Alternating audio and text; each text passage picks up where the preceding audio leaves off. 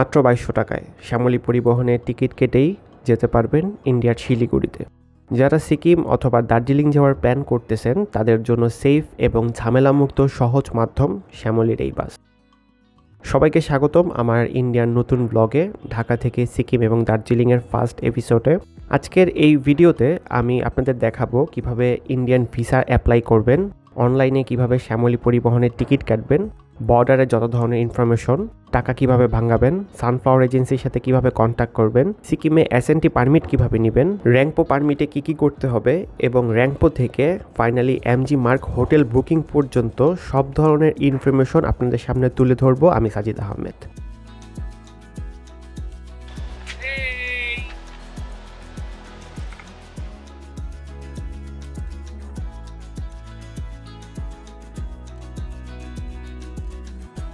সর্বপ্রথম আমরা চলে যাই ইন্ডিয়ান ভিসা অ্যাপ্লাই করতে। তো ইন্ডিয়ান ভিসা অ্যাপ্লাই করার জন্য স্ক্রিনে দেখতে পাচ্ছেন এই জিনিসগুলো জাস্ট অনলাইনে অ্যাপ্লাই করে একটা অ্যাপয়েন্টমেন্ট ডেট নিয়ে আপনারা যমুনা ফিউচার পার্কে জমা দিবেন এবং তার বেশ কিছুদিন পরেই আপনাদের ভিসার জন্য ফোনে মেসেজ আসবে এবং আপনারা তখন ভিসা কালেক্ট করে নিয়ে আসবেন পাসপোর্ট সহ। আর এখানে একটা কথা বলে দিই, অনলাইনে যারা অ্যাপ্লাই করবেন তারা অবশ্যই, যদি আপনি বাই ট্রেনে যেতে চান তাহলে কিন্তু অবশ্যই নিউ জলপাইগুড়ি পোর্টটা অ্যাড করতে হবে, মানে বাসে যেতে গেলে অবশ্যই চ্যাংরাবান্ধা পোর্টটা অ্যাড থাকতে হবে। তো সর্বপ্রথম আমরা শ্যামলী পরিবহনের টিকিট অনলাইন থেকে কাটি। আপনারা গুগলে শ্যামলী পরিবহন লিখ সার্চ করলেই আপনারা ওদের ওয়েব পেজ পেয়ে যাবেন এবং ক্লিক করার পরেই আপনারা দেখতে পারবেন এমন একটা ইন্টারফেস আসছে এবং এখান থেকে আপনারা অনলাইনে টিকিট বুকিং করতে পারবেন। তারপরে আপনারা কাউন্টার গিয়ে মেন টিকিট কালেক্ট করতে পারবেন। আর জনপ্রতি টিকিট পড়েছিল 2200 টাকা করে। এর মধ্যে সব ধরনের তাদের যে খরচ সেগুলো ছিল এবং এটাই কিন্তু আপনাদেরকে একদম শিলিগুড়ি পর্যন্ত নিয়ে যাবে। তো টিকিটের ঝামেলা শেষ করে এখন আমাদের যাত্রা শুরু করার পালা। আমরা প্রথমে চলে যাই কমলাপুর কাউন্টারে, সেখান থেকে শাটালে করে আমাদেরকে নিয়ে যাওয়া হয় কল্যাণপুর এবং বাস ছাড়ার সময় 7টার দিকে।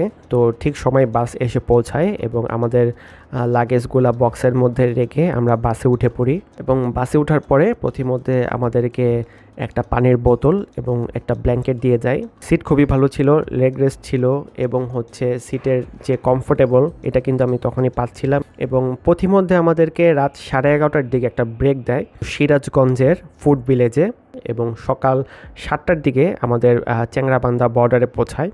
শ্যামলী পরিবহনের কাউন্টারে গিয়ে আমরা ফ্রেশ হই। তাদের নিজস্ব ওয়াশরুম রয়েছে, মেল এবং ফিমেল বোথ আলাদা ওয়াশরুম রয়েছে। তো ফ্রেশ হওয়ার পরে শ্যামলী পরিবহন থেকে 2 মিনিট হাঁটলেই আপনারা বুড়ির হোটেল নামে একটা হোটেল পাবেন। তো এই জায়গার মধ্যে আমরা সকালে নাস্তাটা ছাড়ি, মোটামুটি অ্যাভারেজ ছিল।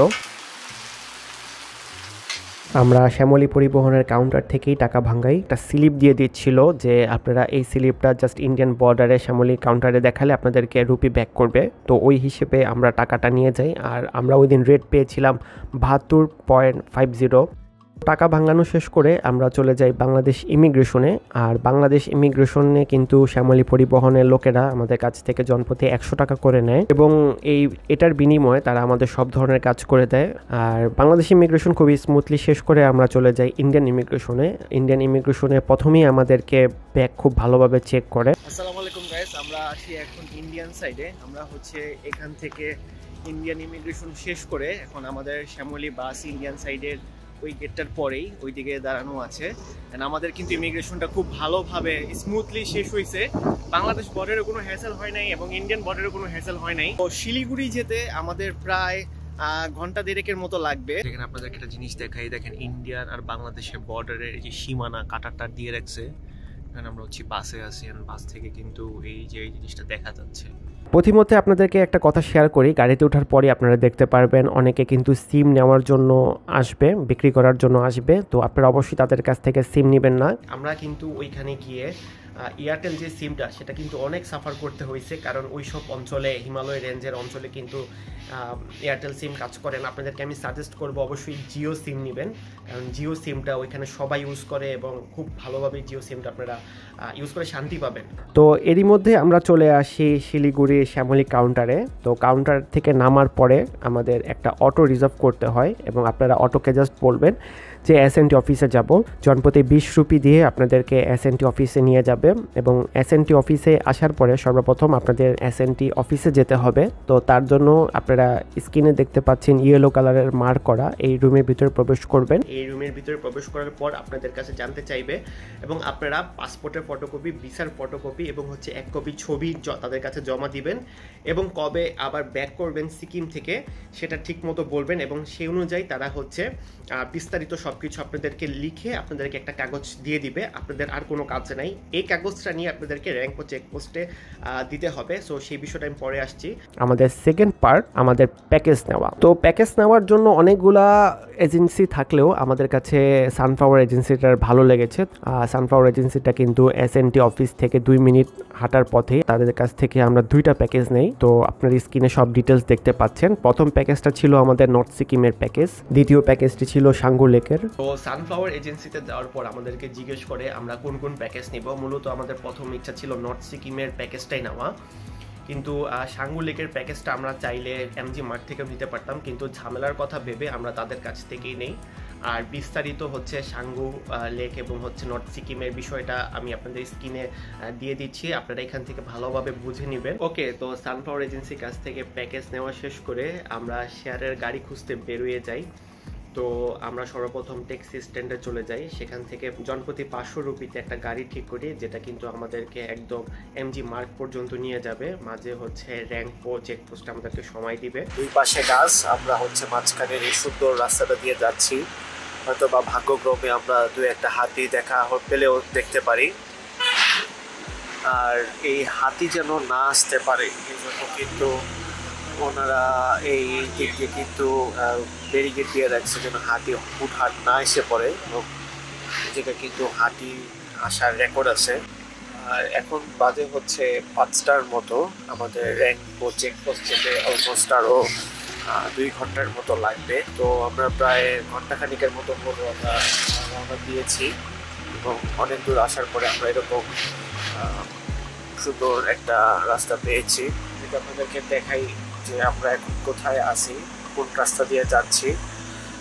দেখাই যে আমরা এই রাস্তা দিয়ে যাচ্ছি এবং এই রাস্তার দুই পাশ কিন্তু বিশাল বড় একটা অংশ জুড়ে বট, দেখেন আপনারা বিশাল বড় একটা অংশ জুড়ে কিন্তু এই পাশ এবং এই পাশ বট।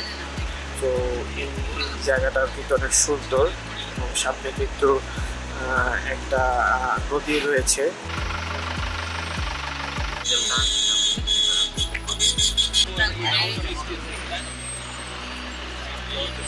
গাইস, আমরা আছি এখন তিস্তা বাজার, তিস্তা হাইওয়েতে। বাট তিস্তা হাইওয়েতে এখন এখানে অনেক জাম লাগছে, তো ঘন্টাখানিক ধরে এই জাম ঠেলে আমরা আসছি। আমাদের এখনও র্যাঙ্কো যাইতে প্রায় আরও ঘন্টাখানিক লাগবে।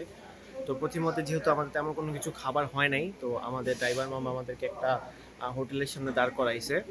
অ্যান্ড দেন ওইখানে আমরা কিছু ফ্রেশ ট্রেশ হবো আর খাওয়া দাওয়া করবো। তো খাবার দাবার দেখলাম যে মিষ্টি জাতীয় কিছু খাবার আছে, চিকেন পাকোড়া, হচ্ছে ভাত আছে কিছু। তো ওইগুলো কিছু নেই আমরা হচ্ছে মোমো অর্ডার দিয়েছি 2 প্লেট।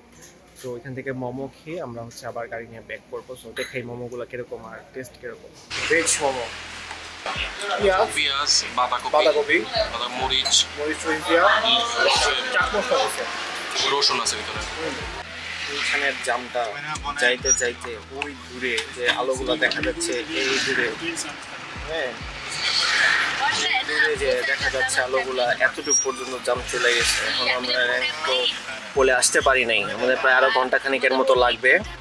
তো এই হচ্ছে আমরা এখন খাওয়া দাওয়া করে এই জায়গার মধ্যেই জামের মধ্যেই আছি, দেখা যাক কয়টা পর্যন্ত লাগে। সামনে হচ্ছে র্যাঙ্কো এবং হচ্ছে আমরা সিকিমে প্রবেশ করছি। উপরে লেখা আছে ওয়েলকাম টু সিকিম।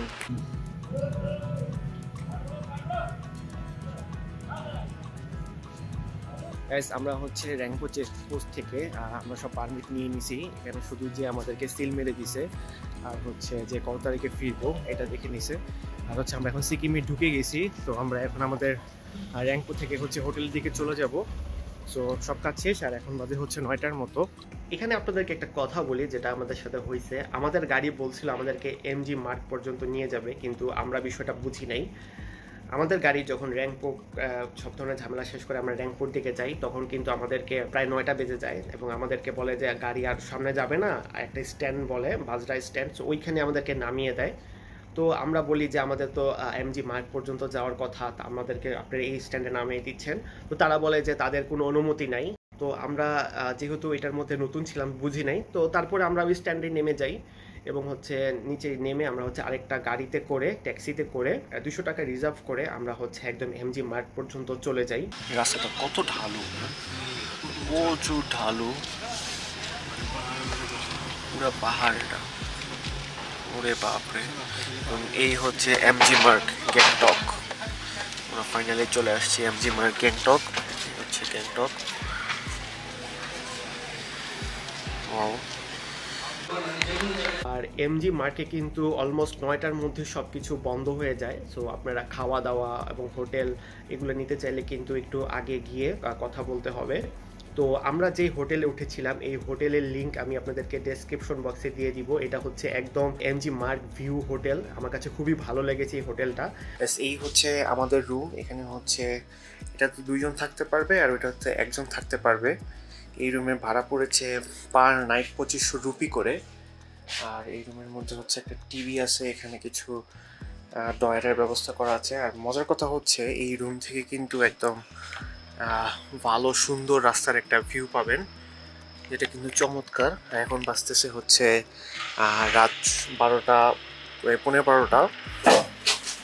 তো এই হচ্ছে মোটামুটি রুম। আর আমাদের কিন্তু অনেক লেট হয়ে গেছে, আমরা হচ্ছে দৌড়াদৌড়ি করে নিচে থেকে খাবারগুলো নিয়ে আসছি, এখন হচ্ছে খাবারগুলো খাবো। সিকিমে আরেকটা জিনিস কিন্তু আপনাদের ঝামেলার কারণ হতে পারে, সেটা হচ্ছে খাবার দাবার। এখানে বাঙালি খাবার দাবার নেই বললেই চলে।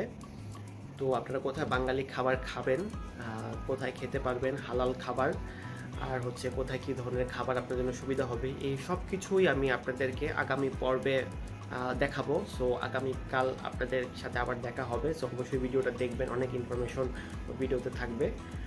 আজকে এখান থেকে বিদায় নিচ্ছি, আল্লাহ হাফেজ।